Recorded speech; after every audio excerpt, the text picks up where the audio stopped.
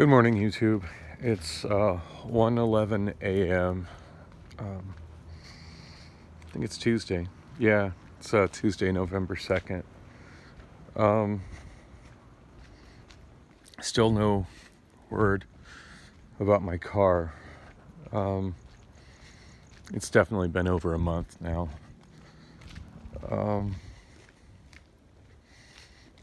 It's really messing with me, just the full-on impact on my mental health that not having my car has been.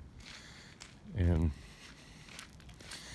I don't know. I don't know what I should have done. I feel like whatever I didn't do it right, though. I don't know. Seems like it was supposed to be fixed already, but I just can't really think clearly anymore. Trying to remember the last couple of days, and it's all pretty murky. Let's see. I think the last I vlogged, I was going to try to enjoy Halloween night at the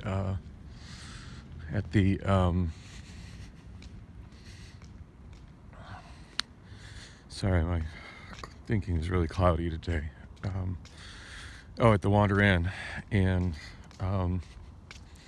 yeah, I just had such a difficult time between the bus leaving me on the side of the road and the journey back was really, I did actually get my stuff from my storage, so that was nice, but the journey back was difficult. I was planning on just going straight back from my storage going straight from my storage to Wander Inn, and I went to the Valley Metro website to use their plan a route feature, which is generally a pretty good feature. I mean, it'll aggregate all the different bus routes, and it'll usually tell you like what your different options are from where you're at, what routes you can take to get to where you're going. It usually works pretty well, but that was one of those moments where it just we're talking about something that was roughly a 2-mile walk, and I had it set, and I posted this on my Snapchat for those of you following on Snapchat. I had it set. There's different options. Like, one is least amount of walking, one is least amount of transfers. But the default one is just simply called best route, which I'm not really sure how it goes about deciding what is best, but anyway, that's what I did the search on, and what it suggested is the best route was to walk.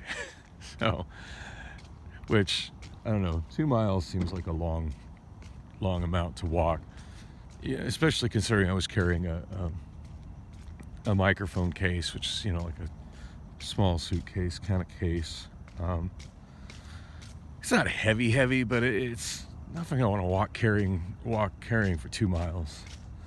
I also had 2 masks, which ended up being a wasted effort getting, because I ended up not doing anything with them. But anyway, yeah, I ended up yes, obviously I didn't walk that. I ended up catching the Van Buren bus to 44th Street. And then at 44th Street, it was, by the time I got to 44th Street, I'm going to say it's probably around 8:15. According to the posted hours, the Burger King there at 44th Street in Van Buren is supposed to be open until 9 o'clock. The lobby is. And once again, they had the sign up saying, due to short staff, lobby is closed. I just can't get behind that. So you're short staffed, so you're going to discriminate against the handicapped and the financially disadvantaged who can't have a car, don't have a car. I don't understand how that's even legal.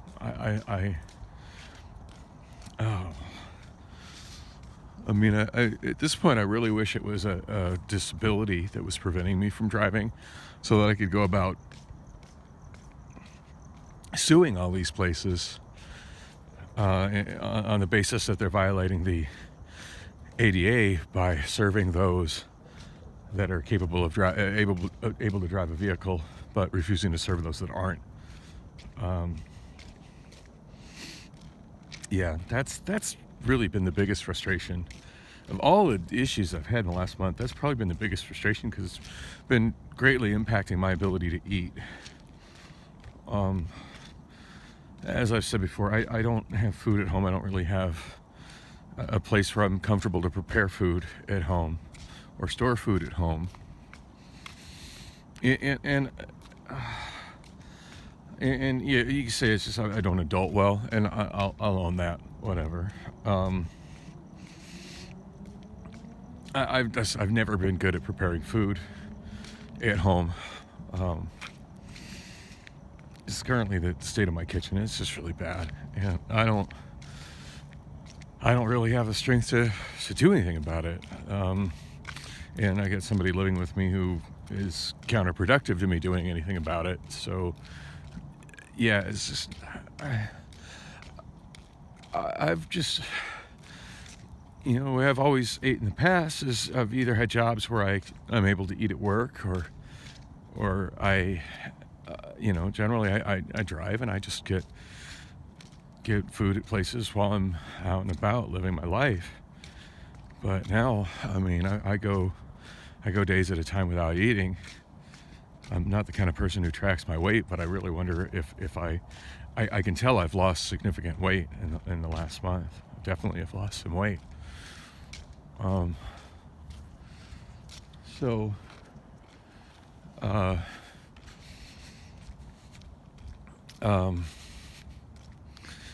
Yeah, it's so anyway, getting there, and I was really hungry. Like I probably hadn't eaten, you know, a day and a half, and God, I just wanted to get some cheap burgers from Burger King, you know. And once again, lobby closed, and just every time that I encounter it at this point, I just feel so defeated, just kind of like I'm just so far down that, you know, that I've become such a failure in life that I don't deserve to eat anymore. As you know, but I was so frustrated. I'm carrying stuff, and it's not like awkwardly heavy, but it's awkward. And Jesus, I just want to fucking eat. But no beating. No, Burger King will only serve those that have a car to drive through their drive-through. So I went to anyway. I walked.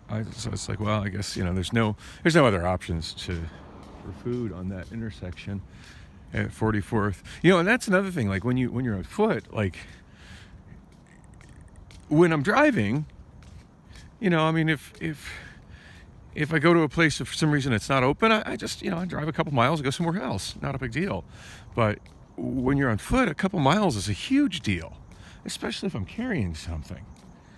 So, you know, there's nothing else on that corner there at 44th and Van Buren, nothing adjacent to that, no other places to eat. I mean, there's a Panera Bread, I guess, and I didn't check to see if Panera Bread had their lobby open.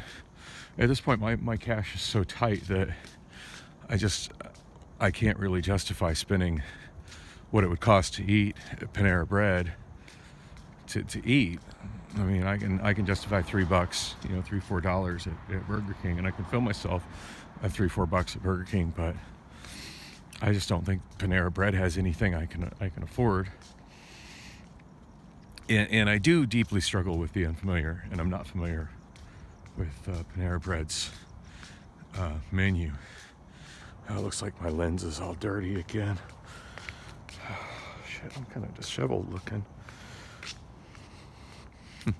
You know, when I've had this problem in my car, there's usually a cloth handy in my center console where I can just wipe the lens of the phone, but I do it with my shirt here.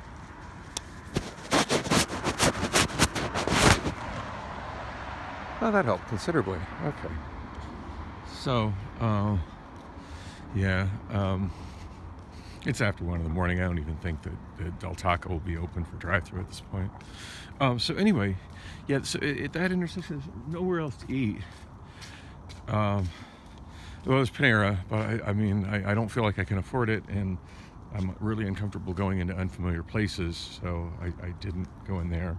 And in hindsight now, I'm kind of wishing that I had, but to at least, so at least then I know what my options were there, because at this point I didn't even try it, so I guess that's on me. There's the Circle K. I'm getting tired of eating microwave convenience store food. It's very pricey for the amount of food that you get, and just none of it's good. Really none of it's good. So I ended up walking over to the bus stop for the northbound 44 there off Van Buren, and I don't know what the hell is with that particular bus stop and the business that operates right, that has that property behind it. I think it's Mobile Mini. I think that's their corporate offices. But for whatever reason, their sprinklers are on all the time, and they literally water that bus stop. So that bus stop is always soaking wet, and the sidewalk and stuff in front of it is always soaking wet. I don't understand. I don't understand the point in watering a bus stop in the desert. It's not going to grow into a better bus stop. Why do they do that? I don't know. It seems like a big waste of water. And it's so crazy. It can be so hard just to get a glass of water to drink, but yet you get these corporations that just are covering bus stops with water. I don't understand it. It just seems like there's nothing makes sense anymore. So, went to the, anyway, when I got there, in the wet grass behind the bus stop, I found a Marantz double cassette deck.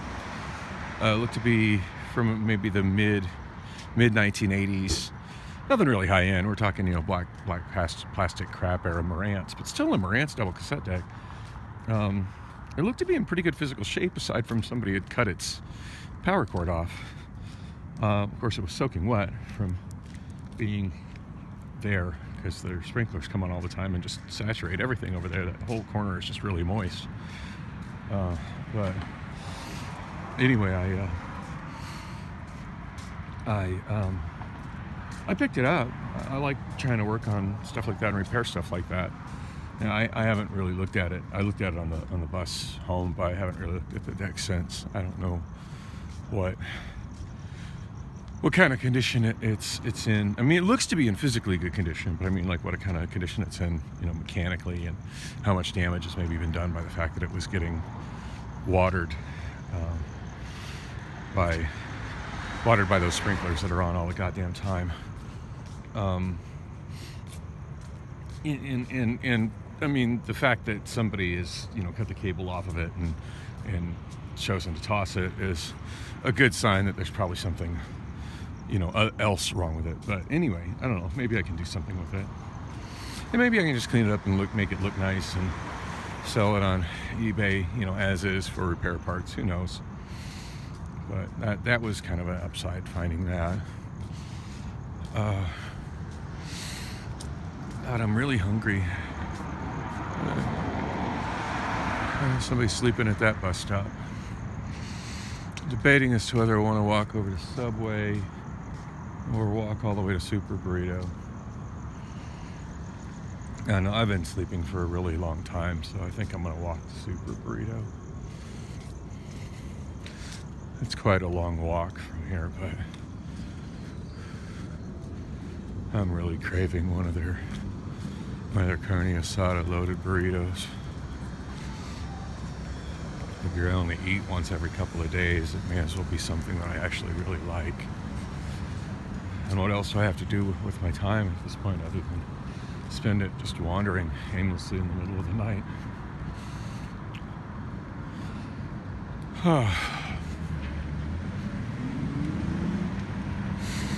And at this time, there's no point even checking the buses. I don't believe there are any buses at all running, at least none anywhere near here, running at like 1:30 in the morning. Yeah, I kind of think back at different times I've been in my life, when I've been without a vehicle. And one of the extended periods of time I was without a vehicle is when I was younger. I mean, much younger. I say like 18, 19, 20. Those years of my life are really, really fuzzy. But I had a couple different instances where I lived in Denver for a while. And for the most part, like, I never had a car when I lived in Denver. I mean, it's kind of funny. I actually had 2 different cars while I lived in Denver, but neither were of any use to me as a vehicle. When I first started hanging out in Denver, I lived in Cheyenne, and I just started regularly driving to Denver to hang out because I just felt like I wasn't really meeting anybody or connecting with anybody in Cheyenne. And my father, I can't remember if it was my father or my sister, but some family did help me buy a car. They helped me with the down payment of the car. And I mean, looking back on it now, I thoroughly destroyed that transmission myself because I just didn't really know how to maintain a car and didn't really know, driving a standard transmission, that you weren't supposed to ride the clutch all the time. Which at this point just sounds like ignorance, but I just didn't really have anybody to teach me that stuff, And my stepfather died when I was really young, and my father hasn't really been much of my life since I was a young child. I want to say 9 years old. So anyway, so yeah, I destroyed that thing's transmission by riding the clutch all the time. And I was making enough. I always made the payments on the thing, but I didn't really understand the whole concept of having a car. Cars break down, you need to put money away to take care of the repairs. So that's actually how I ended up moving to Denver. I lived in Cheyenne, and I had sort of a dream job in Cheyenne. I worked for KKAZ and KUUY radio, and initially that was a full-time salary position. It was pretty cool, nights at KKAZ, and then there was some changes in management there. In fact, the general manager who hired me, pretty interesting story, the general manager who hired me there went off on a client live on the air and basically threw the microphone down during a remote broadcast while I was running the board. And yeah, talk about not knowing, listening to something go down in real time and not knowing how that's going to affect your future, but knowing it's probably going to be bad. And yeah, sure as fuck it was. I forget what the heck his name was. Everyone just called him Dutch, or the Dutchman. It's at 100.7 FM KKZ in Cheyenne. I was the night guy. Just going by Dan, or Dan Daniels, I don't remember a whole lot about my night show there, other than it was kind of short-lived. Like, I was just kind of, I just recently moved there, and I was really just kind of starting to get my stride. I was hitting people, getting people that were calling me back on, they were calling me up. Actually, you know what? I think that's the last, thinking back on it, I think that's the last radio station I actually went by Dan Mahoney at. I think I was calling myself Dan Mahoney while I was there, because I was trying to get, even though that was after working at KCSP in Casper, where they had specifically asked me not to use that name because they didn't want there to be any name recognition of Dan Mahoney from me working in other stations that could be received in that market under the name Dan Mahoney. They wanted me to just not, they didn't want any name recognition on Dan Mahoney, so they asked me specifically not to use that. And that was the first station I used, Daniel Daniels. I do believe when I was at KKZ, I had actually gone back to using Dan Mahoney because I had previously had really good ratings in that market working at KRQU on the late night shift. And even though I was going from a station that was, KRQU, especially during my shift, was kind of hard rock, kind of a hard rock station, even though KKZ was pretty much like adult-oriented, like an adult-oriented pop station, kind of somewhere between a top 40 and a AC station. And keep in mind, this is in like 1990, so this is in 1990, so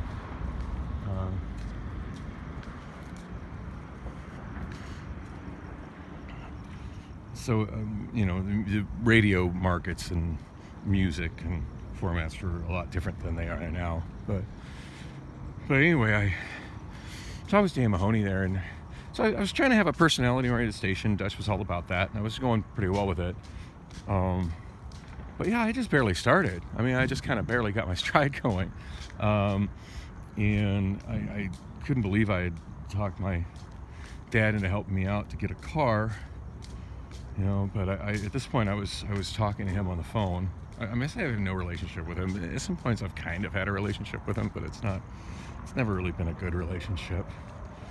But at this point we were kind of talking, and he seemed like he was legitimately proud of me that I had got, what appeared to be a good job and the profession that I was chasing after, and certainly a professional type job. I was still only 19, and I told him, like, the only thing I was struggling with was that it was not a, that I didn't, the radio station was a little bit out of town, and I didn't have a vehicle, and I was just, really worried that the things were very difficult for me, not, trying to walk everywhere. What the struggle of my life was, walking in a place that had no, at least I don't think they had any public transit.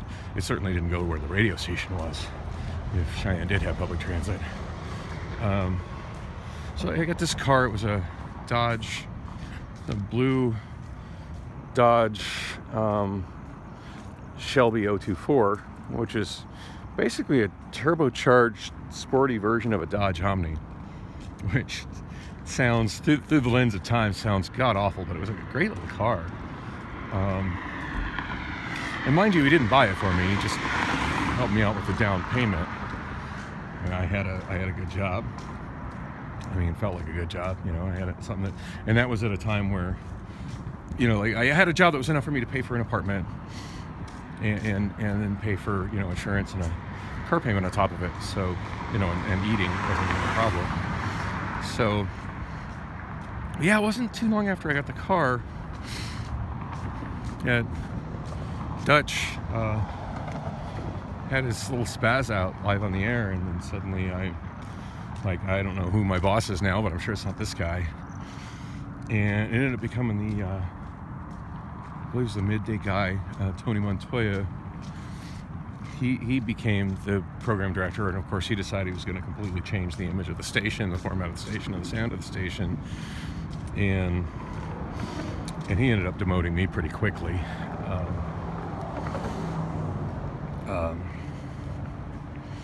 And my saving grace is, while I was there, I had at one point in time they were short-handed with people on the AM side, which was a country station, KUUY. I forget the frequency of KUUY, but and that was back when an AM station in playing country in Wyoming could have a really large listenership, and KUUY was a very, very popular station. And they were short on part-time people, and we had an abundance of part-time people on the FM side. I was the full-time evening guy, so I had a salary and an airship, and I was also supposed to work like one weekend shift, I think, in addition to my regular air shift, and then my production, a certain level of production I was expected to do for my salary. And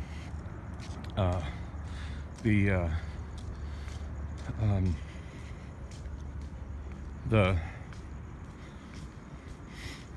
know, at one point we had like all these FM part-time people that were frustrated because they weren't getting enough hours to work, and then Chuck Bailey, who was the program director on the AM side, was frustrated that he was, you know, shorthanded on part-time people. And I told him, I said, you know, I would love to come do one of your fill-in shifts on the AM side. I said I kind of miss doing that style of radio. I said I'll just use the name I used at the last country station he worked at. You know, I'll be Dan Daniels over here. It'll be great. I can be two different people. It'll be fun. And I don't know how we got this to fly past the general manager, but we did. And when Chuck Montoya took over KAZ and had me, and of course decided he was gonna. At first, he was just wanting me to kind of change the way I was doing my show, and basically basically push buttons and read liners, which was, you know, painfully boring, but at least I still had a job. Which is kind of weird, because I mean, I have people call in on the request lines often. They're like, "Are you okay? Are you okay?" And I'm like, "Yeah, this is what they want me to sound like now." You know, so I'm hoping. I got a feeling my days here are numbered, and they ended up being numbered. But it actually worked out pretty interesting. Like when he tried to let me go, Chuck Montoya tried to let me go.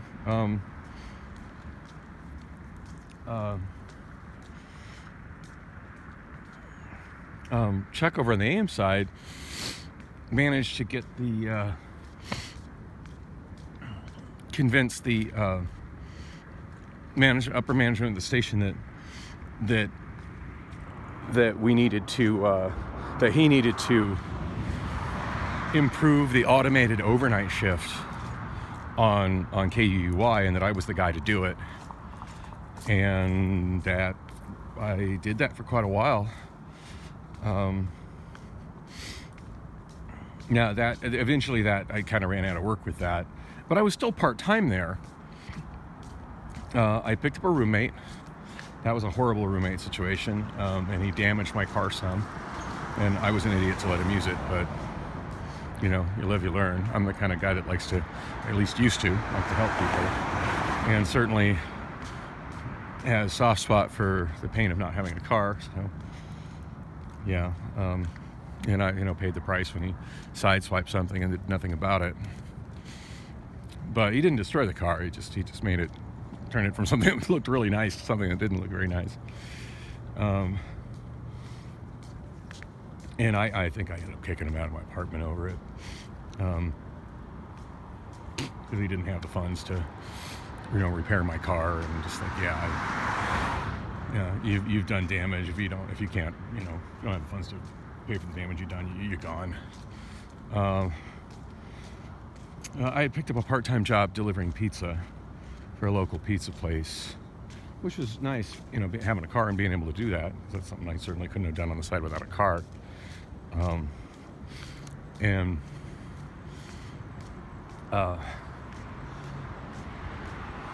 you know what, rather than walk down Van Buren where all the crazies are, I think I'm gonna try taking a shortcut through Gateway Center.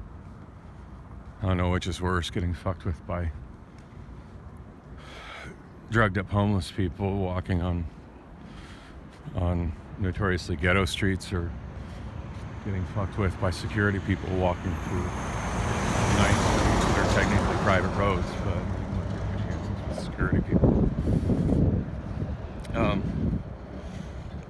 Anyway, so back to the thing. So I started the car.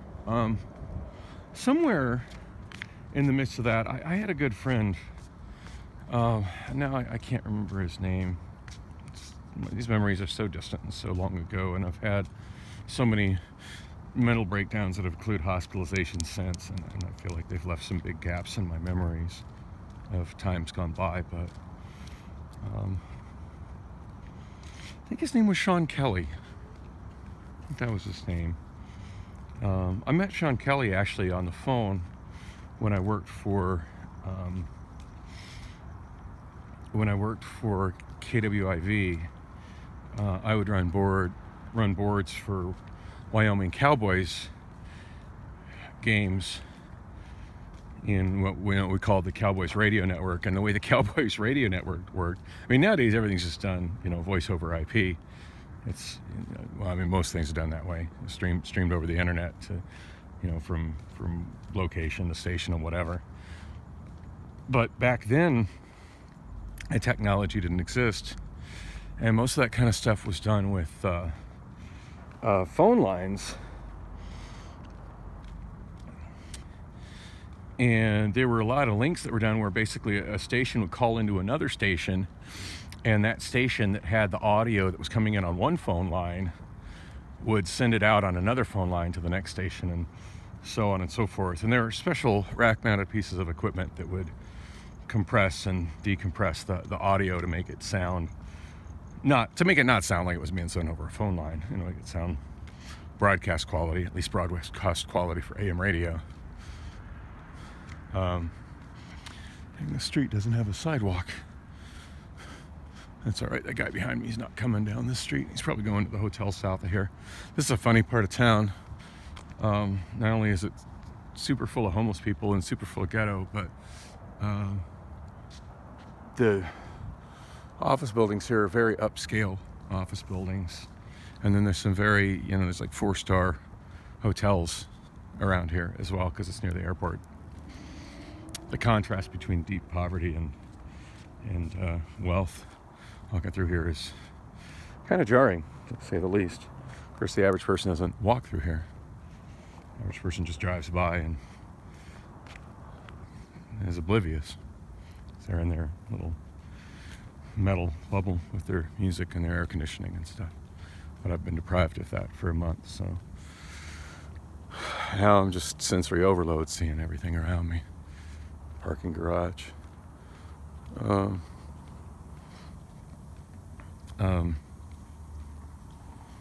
Anyway, God, 32 minutes I've been rambling with no idea what I'm even talking about. I forget what I was going to talk about. I started talking about how I moved from Cheyenne to Denver. So anyway, it got to the point where I was just working part-time at the radio station, but I still had the job, But then I was working also part-time at the pizza place. And between the two, I was doing okay, paying my bills. And I never really connected with anybody. I never really made any friends, and that roommate situation ended up being who was a friend that I made in Cheyenne, and screwed me over really bad, wrecking my car and stuff. I think he didn't have money for his rent as well, so there's that. That's interesting. Here I'm on the private road that's all nice and 4 lanes, and there's a little wall there. On the other side, there's an actual Phoenix Street, and it's like really ghetto on the other side of the little wall. And there's no connection between stuff on this side of the wall and stuff on that side of the wall, because this side of the wall is nice and upscale, and heaven forbid the people on this side of the wall have any interaction with the riffraff that lives on the other side of the wall.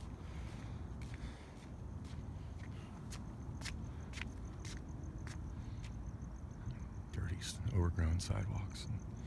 Not so nice houses. Not so nice houses are probably worth like $300,000 at this point. Go figure.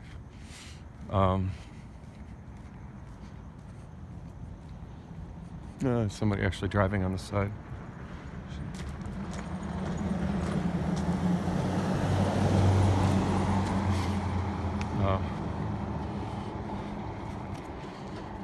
This area would be so much more walkable if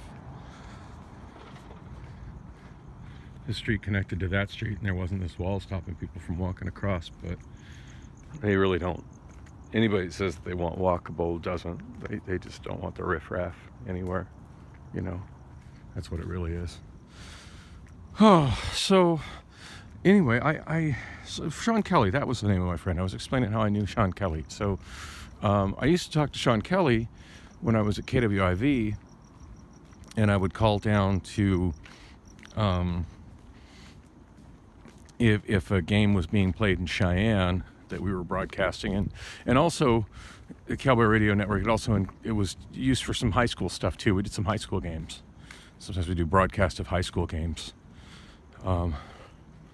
Here's a gate, but it's locked. Helpful.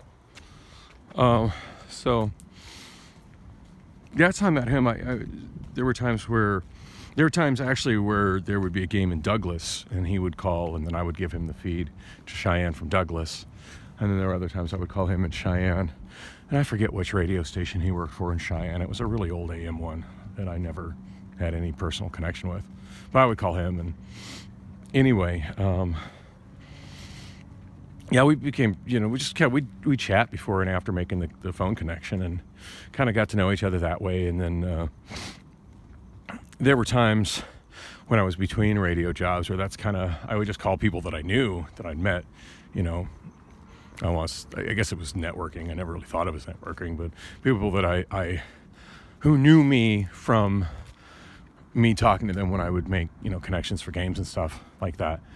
And so I would call them just to kind of get the inside scoop of what was going on at whatever station they were at or whatever market they were in. And he was kind of one of my inside scoop guys for what was going on in Cheyenne, particularly what was going on at the radio station that he worked at, which I can't remember the call letters of. And I think that was an AM/FM combo as well. I mean, nowadays radio stations, there's typically like 2 corporations that own every radio station in a market. But back then there was an FCC law that prohibited any single owner from having more than 1 AM, 1 FM. So walkable. 1 AM and 1 FM and 1 TV signal in a given market. So your average radio station had an AM station and an FM station in one building. That's how most of them were back then. It really bothers me that I can't walk over to that street.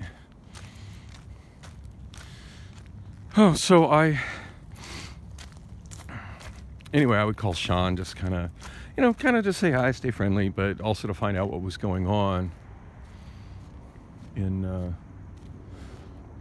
like a wall I can kind of get over. I can walk around here. I would call him just to see what was going on in Cheyenne, his station. Hey, hear of anybody quitting, anybody hiring, blah blah blah. I'm here working part-time and I need a full-time gig, blah blah blah. And anyway, before I moved to Cheyenne, I'd actually never lived in Cheyenne prior to that point in time. I lived in Laramie, which is very near Cheyenne. And I used to sometimes go to Cheyenne from Laramie. Never had a vehicle when I lived in Laramie. Never needed a vehicle living in Laramie. Laramie was small enough and centralized enough, and the radio station was like right downtown. I lived just right on the other side of the U of A campus. I really didn't need I wanted a car. At one point I almost bought a car, and then I lost my job. Unfortunately, I was able to convince the owner of the buy here pay here car lot that I bought the car from to just, I lost my down payment on it, but at least they took the car back, so I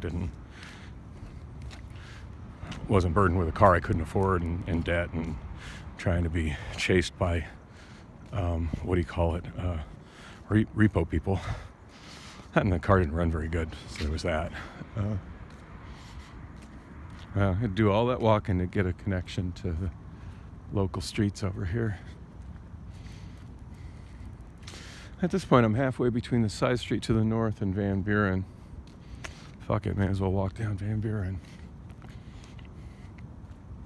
Go! You all right? Yeah. A little bit, yeah.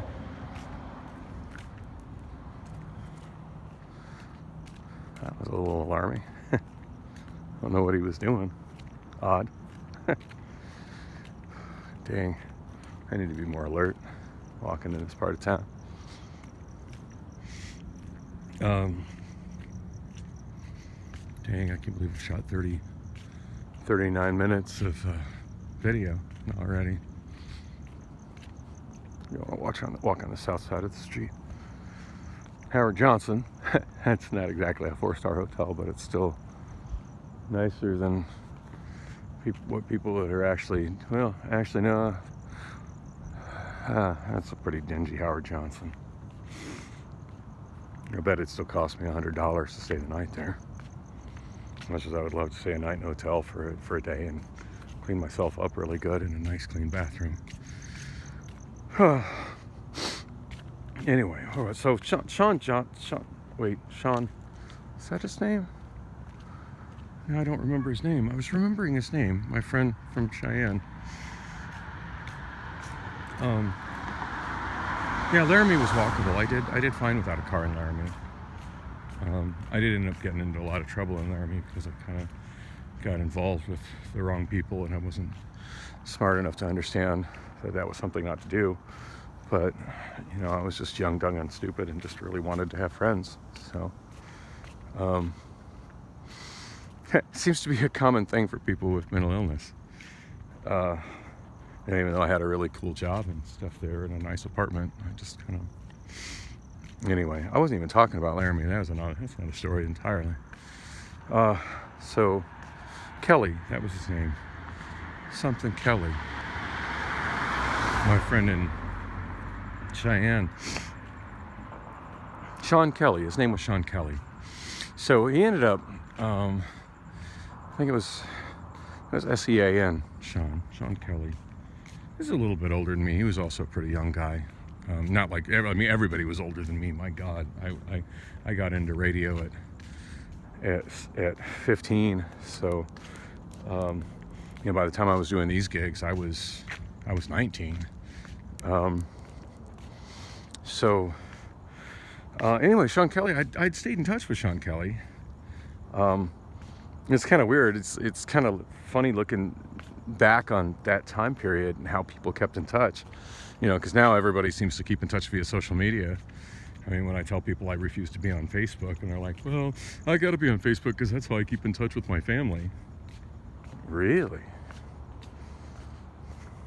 And then again, I probably don't keep in touch with my family because I'm not on Facebook, so there's that now. But back in the late 80s, early 90s, this would have been 1990, people actually kept in touch by calling each other and writing letters and sending postcards and visiting each other when they were in the towns that they were in. And